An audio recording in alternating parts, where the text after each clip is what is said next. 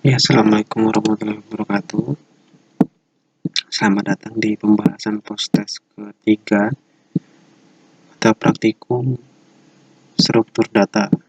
Jadi, sebelum kita masuk ke pembahasan soalnya, kita perhatikan lagi untuk soal yang akan kita kerjakan. Soal yang akan kita kerjakan hari ini untuk kita bahas adalah soal nomor 3. Jadi pada soal nomor 3 itu ada perintah untuk mengubah proses pertemuan 2 dengan array dinamis. Tambahkan untuk mengubah maksimal data ini bisa ditampung oleh array KTP tersebut. Jadi dari soal kedua kemarin kita diminta untuk membuat sebuah program yang berisi tentang struct untuk data KTP dan juga di dalamnya ada kelas untuk operasi input dan output. Kemudian dalam kelas tersebut terdapat array untuk menampung datanya. Nah, jadi urutannya itu kita membuat struct, kemudian kelas. Di dalam kelas tersebut ada perintah ataupun metode input dan outputnya.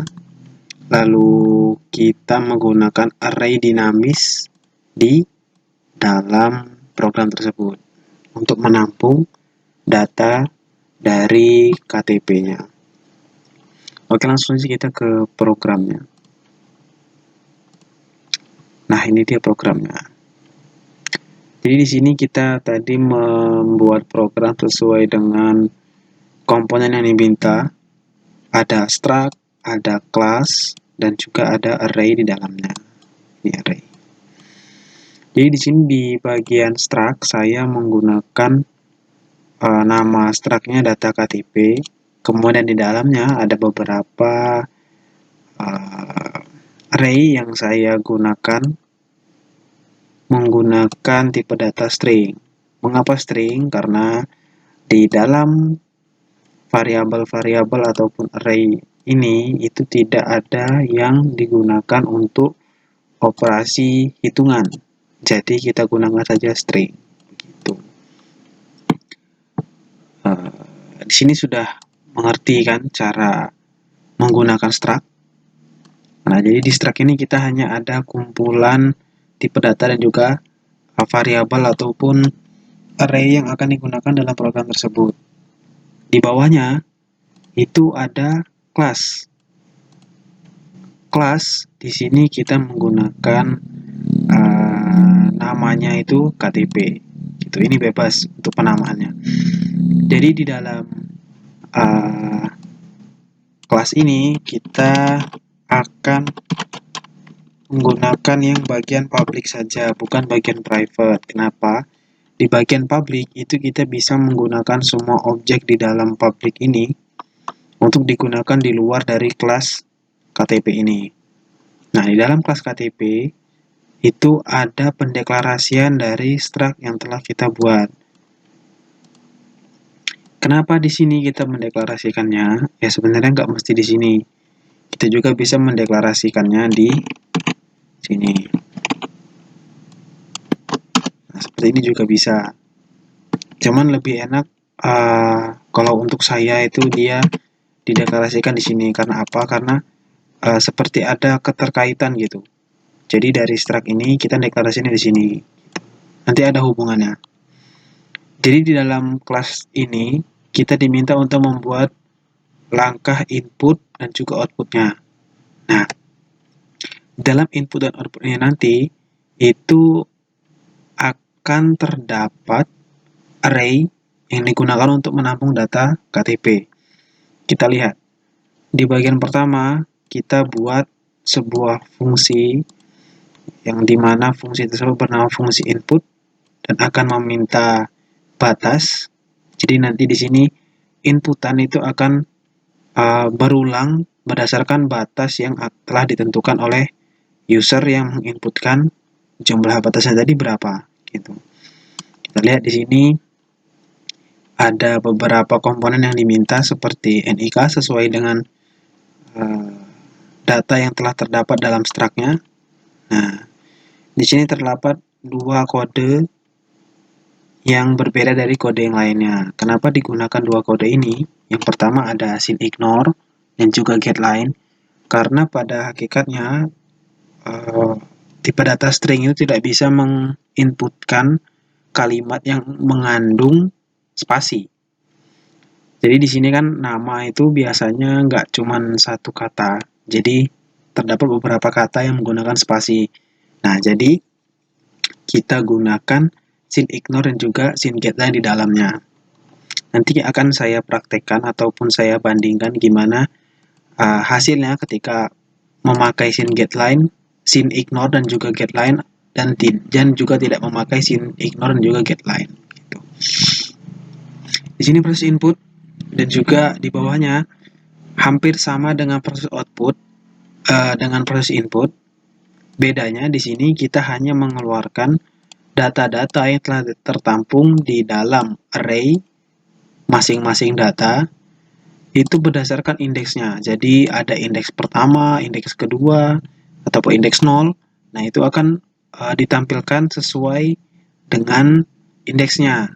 Dalam artian masih mencakup dalam for ini. Jadi setelah data ataupun indeks ke-0 habis, baru akan berpindah ke indeks berikutnya. Seperti itu. Dan itu akan dilanjutkan sampai ke batas yang telah ditentukan oleh usernya. Nah, di sini kita akan masuk ke bagian fungsi main. Nah, tadi kan saya sudah mengatakan bahwa program ini nanti ada seperti keterkaitan gitu. Kenapa bisa dikatakan begitu? Karena kita lihat di sini untuk struct itu kita deklarasikan di dalam kelasnya. Jadi nanti program di dalam kelas ini itu menggunakan data-data ataupun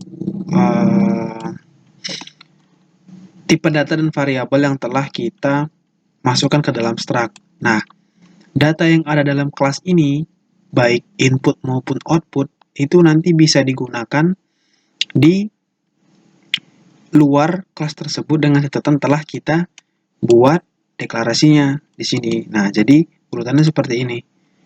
Nah, struct-nya kita buat pendeklarasiannya di dalam kelas. Nah, kelas ini kita buat deklarasinya di dalam fungsi main. Jadi saling keterikatan sehingga bisa dipakai di dalam fungsi mainnya semua komponen yang telah kita buat tadi. Nah, di bawahnya kita akan menggunakan beberapa bagian ini untuk menginputkan batas. Karena kan dari soal tadi kita diminta untuk menggunakan ataupun mengubah maksimal data yang bisa ditampung dalam array gitu. Jadi nanti di sini kita bisa memasukkan batasnya. Di bawahnya kita akan menggunakan fungsi input dan output yang telah kita buat di dalam kelas tadi dengan menggunakan pendeklarasiannya. Di sini kita deklarasikan KTP, nama kelas, dan juga hasil pendeklarasiannya itu KTP-ku. Tinggal kita terapkan di pemanggilan fungsi input dan juga fungsi outputnya. Gitu. Nah, selanjutnya kita akan mencoba program yang telah kita buat ini, atau yang telah saya buat. Kita akan melihat apa saja yang dihasilkan dari program ini.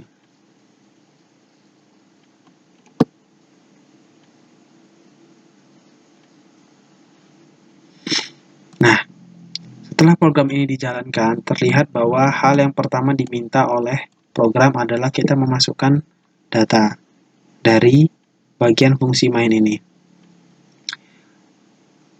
Batas data itu nanti digunakan untuk bagian input dan output pada kelas yang telah kita buat. Misalkan kita akan membuat data itu 2 datanya.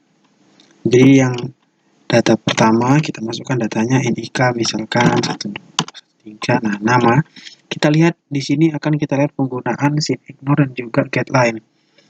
Jadi fungsinya kedua kode ini untuk memberikan spasi pada objek yang dibuat dalam tipe data string. Misalkan nama saya ya, itu Faisal.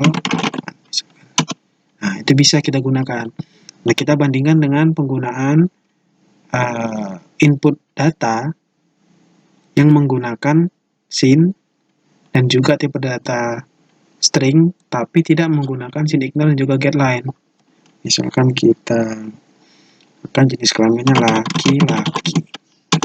Nah, dia akan error dan langsung masuk ke inputan selanjutnya. Ini dikarenakan dia tidak menggunakan scene ignore dan scene getLine gitu. Kita ulang lagi. Misalkan kita akan membuat dua tes data. Data pertamanya ini nama. Nah, ini untuk jenis kelaminnya kita gunakan ini saja ya, karena kan kita tadi belum menerapkan kodenya di dalam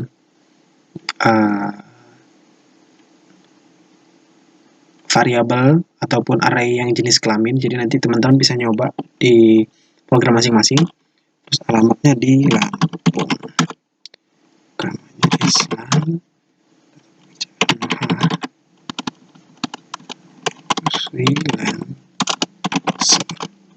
Untuk yang data kedua kita coba random aja biar kelihatan perbedaannya. Nah, kita lihat di sini untuk outputnya dia akan mengoutputkan sesuai dengan indeks dari array yang telah kita buat. Nah, karena si data pertama itu ada di indeks ke-0, jadi indeks ke-0 itu akan menampilkan data-data dari objek pertama. Objek pertama itu nicknya adalah sekian, namanya adalah ini, dan ini adalah data pertama dari indeks ke-0. Ingat ya, kalau misalkan dia itu array, indeksnya dimulai dari 0. Cuma di sini kita manipulasi jadi 1 untuk tampilannya saja, tapi tidak merubah indeksnya. Dan ini data kedua, gitu. Jadi kira-kira begitulah pembahasan kita, nggak banyak yang kita rubah dari program sebelumnya. Jadi kita hanya mengubah beberapa dan juga sesuai dengan yang diminta soal. Oke, mungkin sekian untuk pembahasan proses pertemuan 3 kali ini. Semoga bermanfaat. Saya akhiri, wassalamualaikum warahmatullahi wabarakatuh.